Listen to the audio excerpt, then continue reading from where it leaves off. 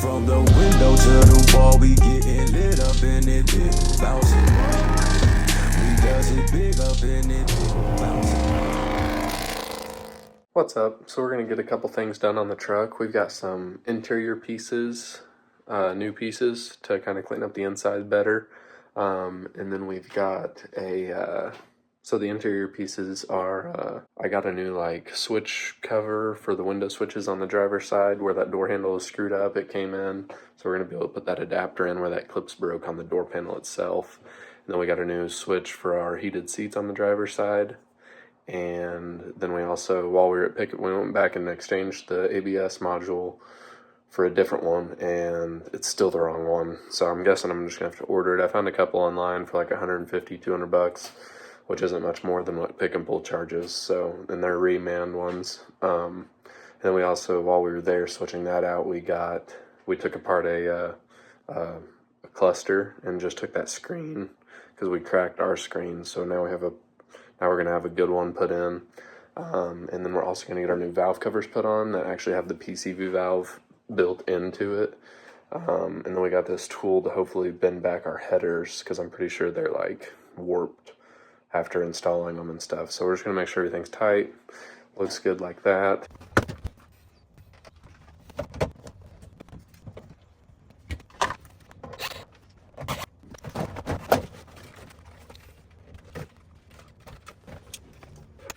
Alright, after getting the door panel off, we're going to tackle the switch first. You just want to pop out the old switches here, and then they'll just pop into place. And then we're going to shave off some of the plastic from that adapter just so it fits in there nice and snug. And everything should clip in, and then you just put your 7mm bolt on the bottom, and it's basically a brand new door. After putting that adapter in, it can be kind of a tight fit, so we put the adapter in first and then tried to squeeze in like the switch panel itself, but we ended up having to take the switches back out and then put them after we put the bezel in.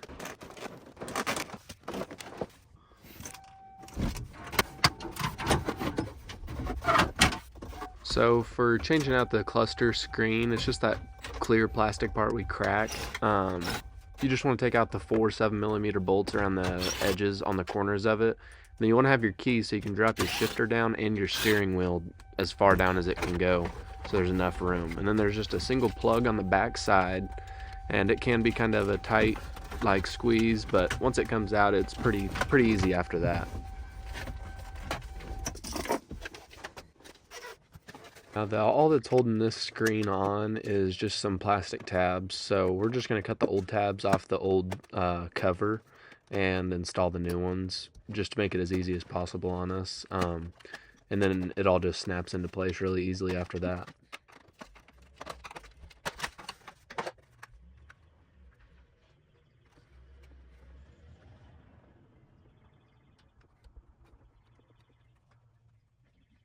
Now we're just going to take some distilled water and clean the front and the back the best we can, just because it's sat in a truck. You know, it's a 20-year-old truck regardless, so we just want to get it as clean as we can before installing it, make sure there's no dust or fingerprints on the inside of it.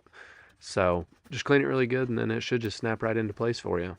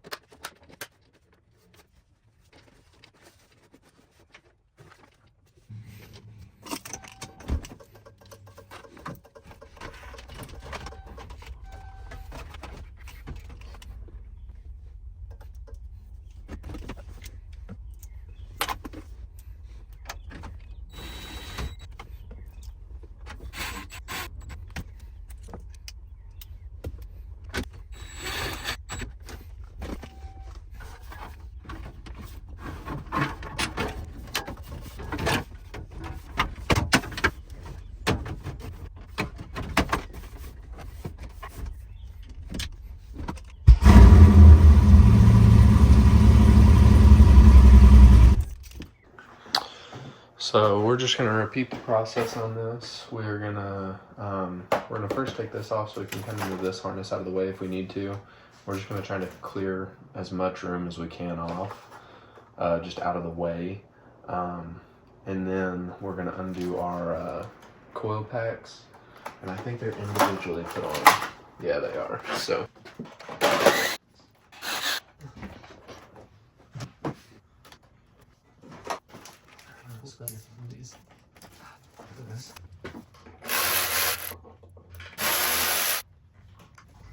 I know that Harbor Freight gets a lot of, jabs thrown at them for their tools, but these Hercules tools that we got are honestly not that bad at all. Like, we don't even have the big Hercules, like, impact for, like, lug nuts and stuff, but it still just zips our lug nuts on and off of everything. So we have a few tools of the Hercules, like, power tools, and I'm pretty impressed for the price point and, like, the power that they've got.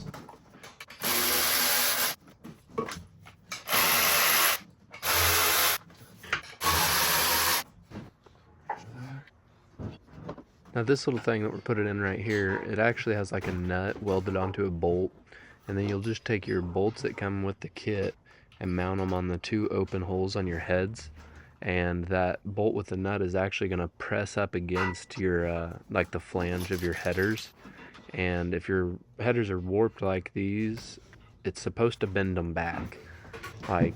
So we just tightened it down really good, and we just let it set until we got done putting the valve covers back on.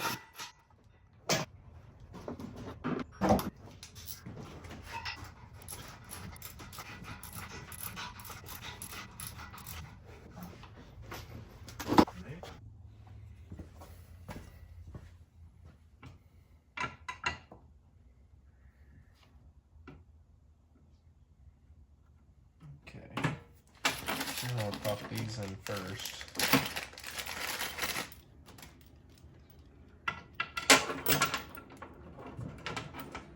Sometimes it's easier if you just put a little bit of this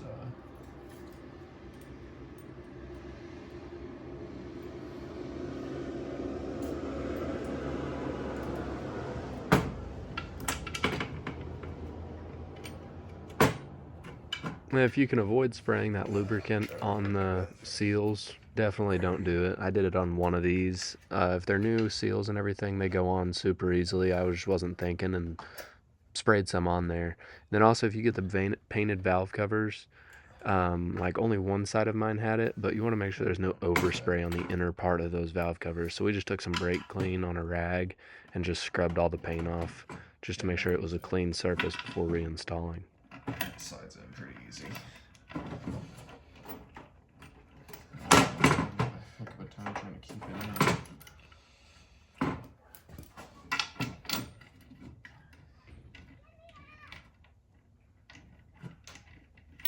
Okay. Get them all in there. And we're gonna put this up here.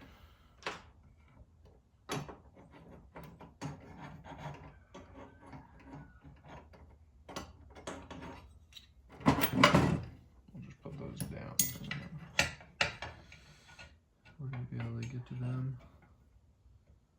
Nope. So we're gonna put this in first. Mount those to this. Put this on. So we're gonna get the gasket set in here. You just line up your 3 little humps.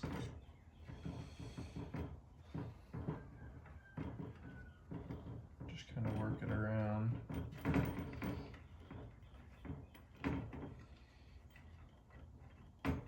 I inspected these ones already, but you want to make sure that there's no rips or cracks in it. That first set that I got, one of them had a crack in it, but I went ahead and threw it in anyways.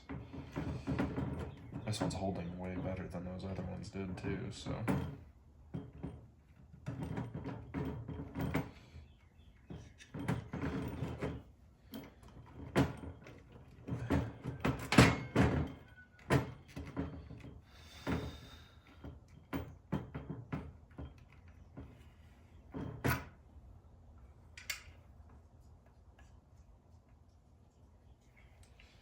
Alright, now we got our gasket on.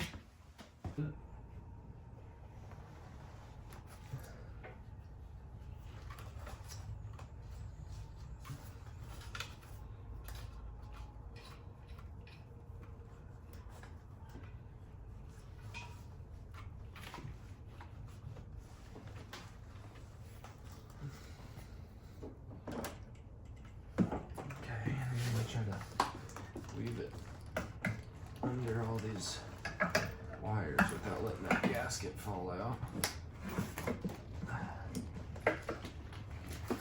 Okay, just like that. And wither up and over and start trying to find your bolt holes. Now when you're putting the valve covers on, there is some play in those gaskets, so you just gotta kind of wiggle them around until you find the threads and where they sit, and you know, just kind of finger tighten them for now, and then you can tighten them up to the correct specs later on. Alright, so the torque specs on these says 8 to 10 foot-pounds, or is it 8 to 10 inch-pounds? Surely foot. Yeah, so 8 to 10 foot-pounds, or 96 to 120 inch-pounds, which I'm going to use my best judgment. I'm going to work from the inside out, so I'm going to do the inner ones first, just kind of slowly tighten them down where they're snug.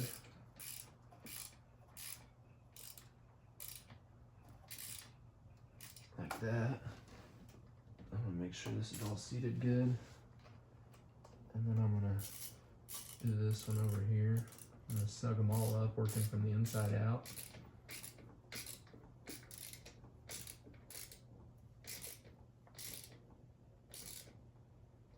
So that one's a little bit tighter, so I'm actually going to loosen it a hair. And then I'm going to do the front one.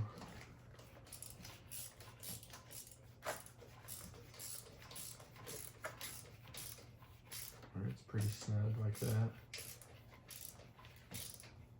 Like that. I'll do this back one.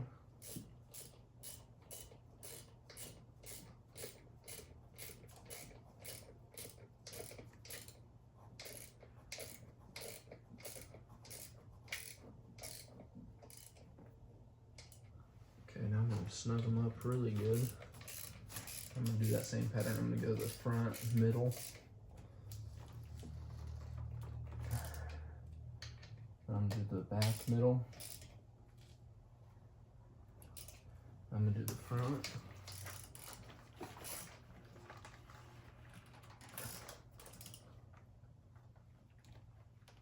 I'm going to do the back one.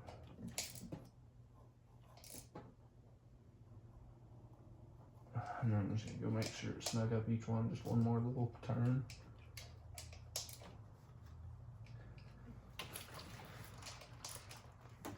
We'll call that good. Alright.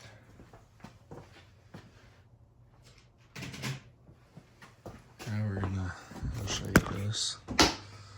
So this is what it's looking like now. We're just gonna take this same line from our PCV valve and run it right down over here. And we'll put us an O-ring and O-clamp right there on that.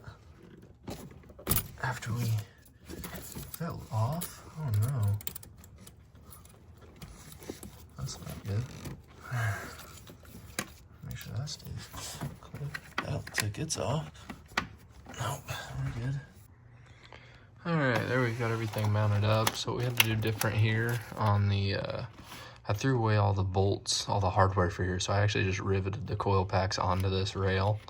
And then I just used some leftover bolt, just some, you know, just random bolts that I had to mount it back to the valve cover. But we're gonna try to do something, zip tying these fuel injector wires up, trying to clean that, all this freaking mess up some. Probably try to mount, like, zip tie this right up here, just so it looks a little bit better. But we're gonna do that after we get done with the other side, because we're gonna have to tear it all apart too. So probably have to move the dipstick out of the way.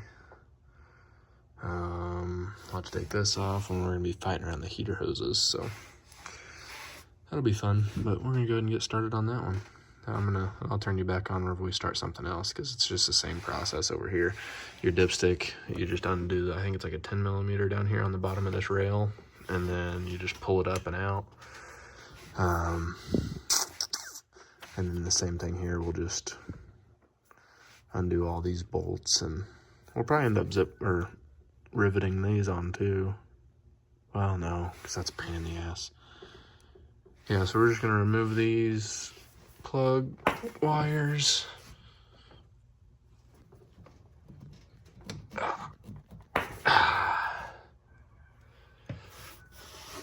And do the same thing. And boom, we've got this one all mounted up and everything. So now I'm just gonna take some zip ties and try to clean this mess up with all these fuel injector extension wires and everything. Try to mount them up somewhere so they're not so standing out so bad, but yeah.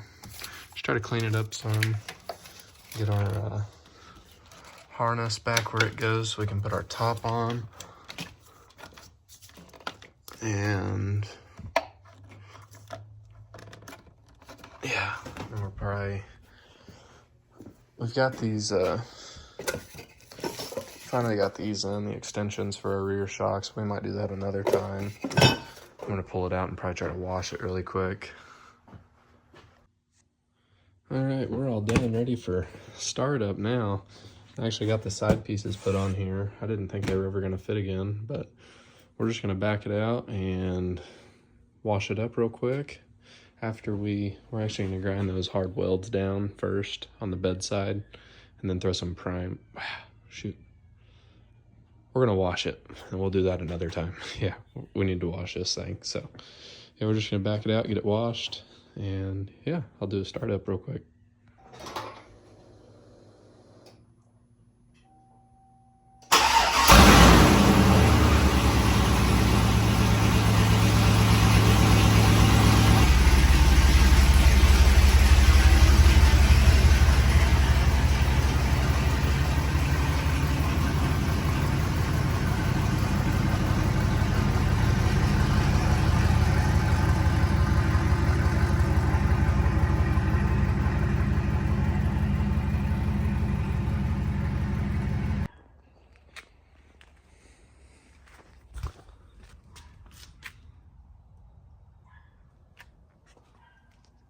All right, so we got all the trim put on. We got the new valve covers installed with no leaks.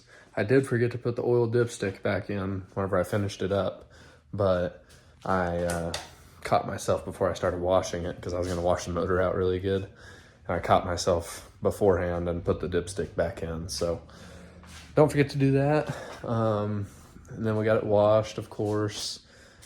But yeah, I think that'll be it for this one. Next one, we'll probably put those lowering shackles on, and I've got a guy that is gonna be just doing the full fan install for me because he's gonna tune it at the same time. So you gotta get it tuned, and I definitely don't wanna try to run a wire because it's about 20 minutes away, and I don't wanna run a wire just to turn the fans on for that drive and then just have to worry about taking the wire out and everything. So I'm just gonna have him do it all. He's gonna put the fans in, hook them up with the harness that we got in, which the harness, like, it's not that bad of a job. It's just you have to get it tuned afterwards so the fans will turn on. So he's gonna do all that for me. He's gonna put the fans on, take the clutch fan out and everything. So probably won't be much of a video for that, but I'll show you afterwards and kind of the noise difference of, you know, the clutch fan running and everything. But other than that, that'll be about it. Thanks for watching.